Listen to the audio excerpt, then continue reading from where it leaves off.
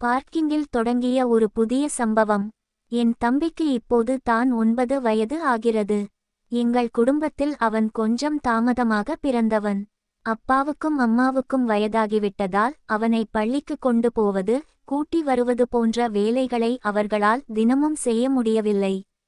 Corona காலத்திற்கு பிறகு எனக்கு நிரந்தரமாகவே ஒர்க் ஃப்ரம் ஹோம் கொடுத்துவிட்டார்கள். அதனால் தம்பியின் பொறுப்பை நானே எடுத்துக்கொண்டேன். காலையில் பள்ளியில் விடுவது, மாலையில் போய் அழைத்து வருவது என் தினசரி வேலையில் ஒன்றாகிவிட்டது. முதலில் இது எனக்கு ஒரு சுமையாகத்தான் தெரிந்தது. ஆனால் போக போக அந்த பள்ளி வளாகம், அங்கு வரும் பெற்றோர்கள், அவர்களின் பேச்சுக்கள் எல்லாம் எனக்கு பிடிக்க ஆரம்பித்தது. மாலை நேரத்தில் பார்க்கிங்கில் நின்று மற்ற பெற்றோர்களுடன் பேசுவது ஒரு சின்ன ரிலாக்ஸ் போல இருந்தது. அப்படி ஒரு நாள் மாலை வழக்கம் போல தம்பியை கூட்டிவர சென்றேன். பள்ளி முடிய இன்னும் 10 நிமிடம் இருந்ததால் வண்டியை பார்க்கிங்கில் நிறுத்த முயன்று கொண்டிருந்தேன். கூட்டம் அதிகமாக இருந்தது. நான் காரை ரிவர்ஸ் எடுத்து நிறுத்தும் போது பின்னாலிருந்து லேசாக ஒரு அதிர்வு. யாரோ என் வண்டியை இடித்துவிட்டார்கள் என்று தெரிந்தது. கோபத்துடன் கீழே இறங்கி பார்த்தேன். பின்னால் ஒரு வெள்ளை நிற கார் என் காரின் பின்புறத்தில் லேசாக உரசியபடி நின்றது. அந்த காரை ஓட்டி வந்தவர் ஒரு பெண். நான் கோபமாக அவரை பார்த்தேன். அவர் உடனே முகத்தில் இருந்த மாஸ்கை கழற்றி கைகளை கூப்பியபடி, "சாரி சார், சாரி, தெரியாம நடந்துருச்சு" என்றார். அவரை பார்க்கும் போது நம் ஊர் பெண் போல தெரியவில்லை. வட இந்தியாவை சேர்ந்தவர் போல நல்ல நிறமாக நேர்த்தியாக உடை அணிந்திருந்தார். ஆனால் அந்த நேரத்தில் இருந்த கோபத்தில் நான் அவரை மிகவும் கடுமையான ஒரு வார்த்தையால் திட்டிவிட்டேன். அது தமிழில் மிகவும் தவறான வார்த்தை. அவருக்கு அந்த வார்த்தை புரியவில்லை. ஒன்றும் புரியாமல் சாரி என்று மட்டும் சொல்லிக்கொண்டே இருந்தார். என் வண்டியில் பெரிய கீறல் எதுவும் இல்லை என்பதால் நான் எதுவும் பேசாமல் அங்கிருந்து சென்று தம்பியை கூட்டிக்கொண்டு வீட்டிற்கு வந்துவிட்டேன். ஆனால் வீட்டிற்கு வந்த பிறகும் மனது உறுத்திக்கொண்டே இருந்தது. தேவையில்லாமல் ஒரு பெண்ணை அப்படி திட்டிவிட்டோமே என்று. 2 நாட்கள் கழித்து மீண்டும் அதே பார்க்கிங்கில் அவரை பார்த்தேன். அவர் தன் மகளுக்காக காத்திருந்தார். என்னை பார்த்ததும் அவரே மெதுவாக என்னிடம் வந்தார். "சார், அன்னிக்கு நடந்ததுக்கு மறுபடியும் சாரி.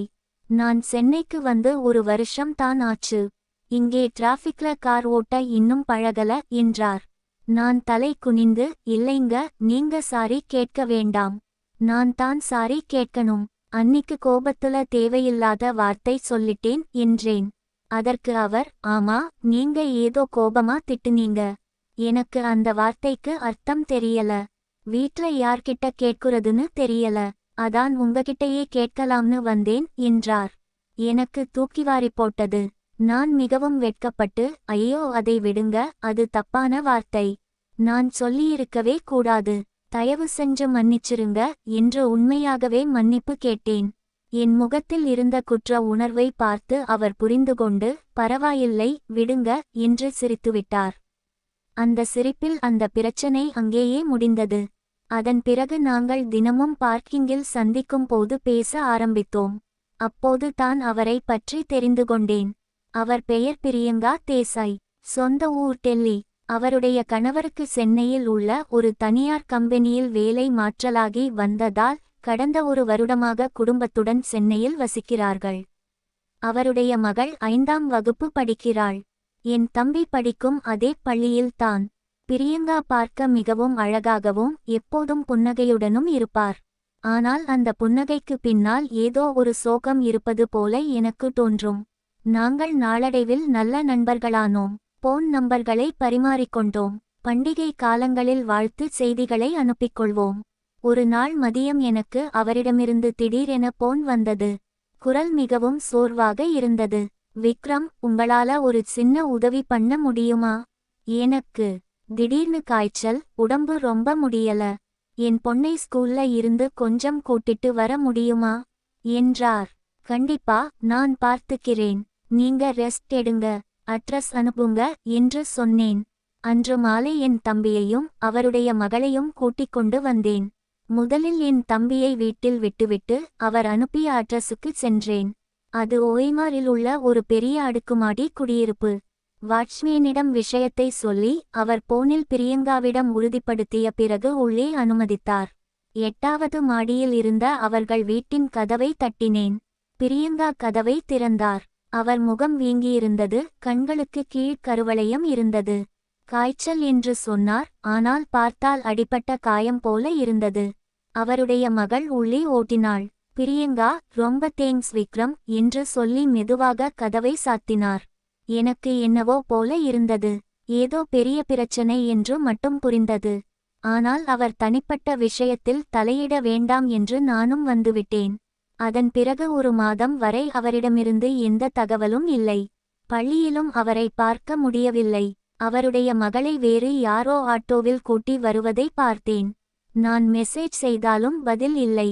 1 மாதம் கழித்து மீண்டும் பார்க்கிங்கில் அவரை பார்த்தேன். மிகவும் இளைத்து போயிருந்தார். நான் எதுவும் கேட்காமல் நின்றேன். அவரே என்னிடம் வந்தார். சாரி விக்ரம், அன்னிக்கு உங்ககிட்ட சரியா பேச முடியல என்றார். என்ன ஆச்சு பிரியங்கா, ஏதாவது பிரச்சனையா என்று கேட்டேன். அப்போது அவர் கண்களில் கண்ணீர் வந்தது. என் கணவருக்கும் எனக்கும் பெரிய பிரச்சனை. அவர் தினமும் குடித்துவிட்டு வந்து சண்டை போடுறார். கை நீட்டி அடிக்கவும் செய்றார். அன்னிக்கு கூட அப்படித்தான் அடிச்சதுல முகத்துல காயம்.